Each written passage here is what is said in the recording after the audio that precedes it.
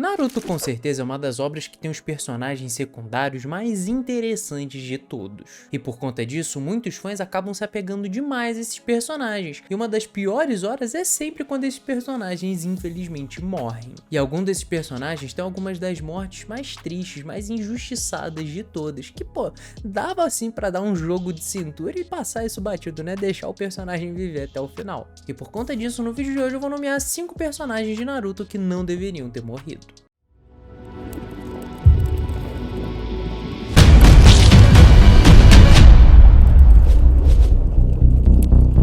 Fala galera, bora bater um papo? Eu sou o Joca, você está no Origem Geek, sejam muito bem-vindos. Cara, a galeria de personagens de Naruto é um negócio de louco. Cada personagem secundário lá dava assim muito tranquilamente pra ser um grande protagonista de uma obra shonen. E essa maestria que eles foram criados, desenhados, escritos, faz com que eles se tornem alguns dos favoritos dos fãs, com gente até mesmo preferindo eles do que o próprio protagonista de toda a obra, que é o Naruto. E quando eles morrem, meu irmão, é bem difícil de aguentar, viu? Mas é claro que sempre tem umas mortes que a gente fica com aquele gostinho, pô, esse personagem podia ter sobrevivido mais um pouquinho, esse personagem dava pra ter morrido um pouquinho depois, ou esse personagem nem mesmo merecia morrer. E é exatamente isso que nós vamos conversar no vídeo de hoje. Então já vai largando aqui nos comentários qual personagem de Naruto que você acha que dava pra ter sua morte adiada, ou que ele nem mesmo precisava morrer. Aproveita também pra já ir deixando seu like, se inscrevendo no canal e ativando o sininho pra você não perder nenhum vídeo, porque aqui são vídeos novos todos os dias com conteúdo variado que eu tenho certeza que você vai gostar. Então não perde seu tempo, já faz logo essas 3 coisas e agora, sem mais enrolação, vamos começar com o nosso top 5. O primeiro personagem daqui da lista é o Neji Hyuga. Desde o começo de Naruto clássico, o Neji acaba se destacando entre todos os outros personagens de Naruto. Ele tem um dos visuais mais dahoras e um dos poderes mais legais também. E ao longo de toda a série, desde que ele se redimiu, ele acabou tendo o costume de salvar os seus amigos, até porque ele era um dos mais poderosos. E essa sua tendência de arriscar sua própria vida para deixar todo mundo bem, acabou custando a sua vida. Isso aconteceu ao decorrer da Quarta Guerra Ninja, quando estava todo mundo lutando lá contra o 10 Caudas, e ele acabou se jogando na frente do Naruto e da Hinata para protegê-los de uma shuriken gigante. E aí teve uma das mortes mais tristes de toda a série. Eu lembro quando isso aconteceu que, meu irmão, o pessoal ficou bem arrasado. Mas eu vou falar para vocês que essa morte não necessariamente deveria ter acontecido. Dava para facilmente o Neji ter evitado ela. Era só ele fazer aquele jutsu de substituição, virar um toquinho de madeira ou qualquer coisa, dar uma bicuda na shuriken.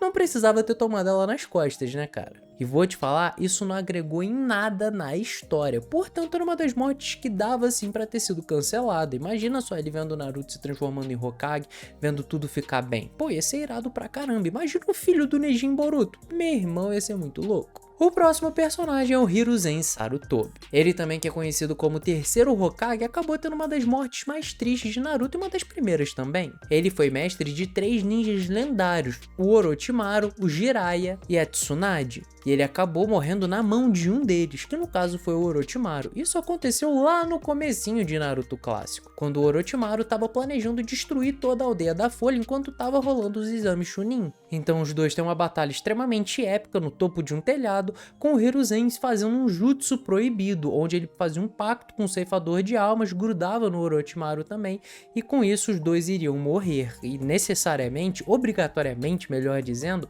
a pessoa que fez esse jutsu teria sua morte certa. Só que aí que tá, essa morte do Hiruzen não serviu de absolutamente nada, cara, porque o Orochimaru saiu tranquilão de lá, só com os bracinhos mole, e ele acabou morrendo, fazendo com que a Vila da Folha ficasse um curto período sem um Hokage, e também que o Naruto ficasse sem um mentor, sem uma pessoa que seria uma figura paterna pra ele, ou ao menos deveria ter sido, né, era assim que o Minato esperava que acontecesse. Então, já que essa morte dele não adiantou de nada, cara, só fez o Orochimaru ficar com os bracinhos mole, dava assim pra ter sido adiado, ele ter morrido um pouquinho mais pra frente, ele ter ensinado algumas coisas pro Naruto, quem sabe ele ter sido um primeiro sensei pra ele, além do Kakashi, ou até mesmo um pouquinho antes do Jiraiya, e ele ter introduzido os dois. Não ele ter, né, feito aquela burrada que, convenhamos, pra um Hokage ele foi bem burro.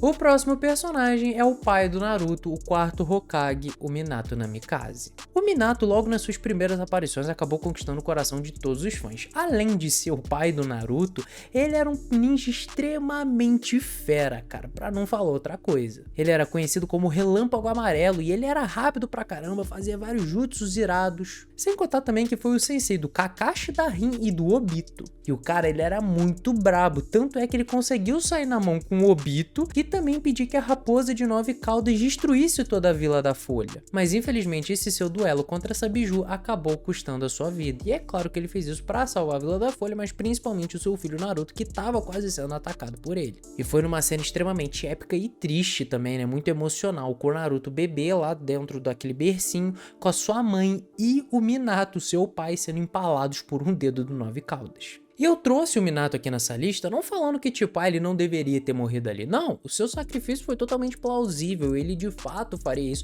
tava na natureza do personagem. Só que ele era um cara tão legal, ele era um personagem que dava tanto pra ser trabalhado melhor na obra, que eu acho que pelo menos dava pra ter dado algumas adiadas nessa sua morte. O Naruto, beleza, não podia se lembrar dele, mas ele podia passar um tempo junto com seu filho, sabe? Mesmo que neném, ele poderia ter ficado como Hokage um tempo maior. A verdade é que eu só coloquei esse nome na lista porque eu ainda não consegui superar essa morte. Em quarto lugar, eu coloco a Rin. O Kakashi com certeza é um dos ninjas mais incríveis que já existiu em Naruto. E ele só acabou conseguindo se transformar nesse ninja que todos respeitamos graças aos traumas que ele acabou passando pela sua vida. E um desses traumas foi a morte da sua grande amiga e amada Rin. Isso aconteceu num curto período de tempo quando ele tinha acabado de perder o seu amigo Obito. É claro que os dois não se davam muito bem, né? Mas a hora que o Obito foi meio esmagado pelaquela pedra e acabou morrendo, né, bastante entre aspas, o Kakashi acabou virando um outro tipo de ninja. E eles só acabaram sofrendo com essa perda, né, com essa baixa do Obito, porque eles foram resgatar a Rin, que tinha sido sequestrada por alguns outros ninjas, se eu não tô enganado era da Vila da Névoa. Só que aí tudo dá errado, cara. O Obito acaba sendo esmagado e dando a entender que tinha morrido também, deu o seu olho pro Kakashi. Só que no momento de desespero, a Rin acaba se jogando na frente do jutsu mais poderoso do Kakashi, o Chidori. E ela acaba fazendo isso pro bem próprio, né, porque ela tinha sido amaldiçoada com um selo que na hora que ela entrasse lá na Vila da Folha, ela acabaria libertando a sua Biju. E também ela tava com esse bicho dentro do corpo, né, esses personagens, esses ninjas que acabaram sequestrando ela, acabaram colocando esse monstro dentro do seu corpo. E na hora que ela chegasse lá em Konoha, eles iriam utilizar essa maldição que colocaram dentro dela, ela iria explodir com aquele bicho,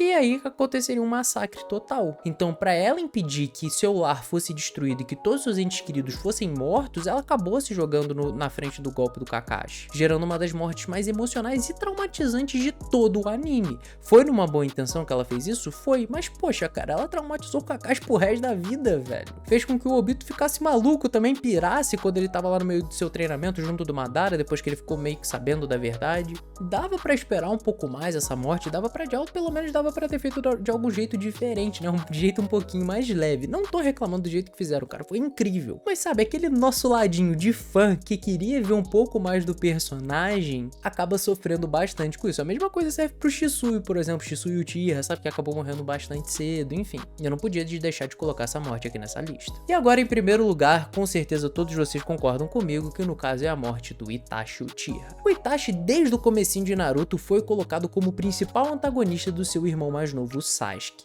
O objetivo do Sasuke era matar o seu irmão e vingar todo o seu clã, porque o Itachi acabou massacrando todo mundo e só deixando ele vivo, cara, ele matou os próprios pais. Então a gente acabou acompanhando o Naruto desde o seu início e tendo essa visão como o Itachi sendo um assassino frio, sanguinário, que não queria saber de nada e que fez isso pra torturar o seu irmão. E é óbvio, nas primeiras vezes que ele apareceu e ele massacrou o Sasuke, velho, deu essa impressão mesmo. Só que só depois da sua morte, durante lá todo aquele final, a gente acabou descobrindo a verdade, que o Itachi era um ninja pacifista e que ele só fez tudo aquilo pra proteger Konoha, porque ele e os seus pais acabaram descobrindo que o clã Uchiha estava planejando dar um golpe de estado para tomar conta de Konoha. E ele falou, cara, isso não pode acontecer. E pro bem de toda a Vila da Folha, ele acabou topando massacrar o seu clã. Só que com uma condição, ele não podia matar o seu irmão mais novo Sasuke, porque ele tinha que crescer com ódio para ficar cada vez mais forte e liberando os estágios lá do Sharingan,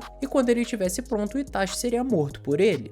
E foi exatamente isso que aconteceu. Na verdade, mais ou menos, né? Porque eu não sinto que o Sasuke tava totalmente pronto naquela hora que o Itachi morreu. Eu acho que ele deveria ter aprendido um pouco mais, eu acho que ele deveria ter amadurecido um pouco mais. Não da maneira que foi, sabe? Porque ele continuou fazendo várias cagadas depois disso. Então, tipo, a morte do Itachi tinha sim que acontecer. E se não acontecesse nas mãos do Sasuke, iria acontecer nas mãos da doença que ele tinha. Mas da maneira que foi, logo bem no começo, sim, de Naruto Shippuden, eu acho que dava sim pra ter dado uma adiada, eu acho que dava pra ter dado uma esperada, até a hora que de fato todos os fãs entendessem isso e conformassem com isso, né? E, tipo, outra coisa que acaba confirmando, que acaba reforçando isso que eu tô falando pra vocês é que tem gente que não superou até os dias de hoje. Mas e aí, que outras mortes você incluiria nessa lista? Vocês querem uma parte 2 desse vídeo?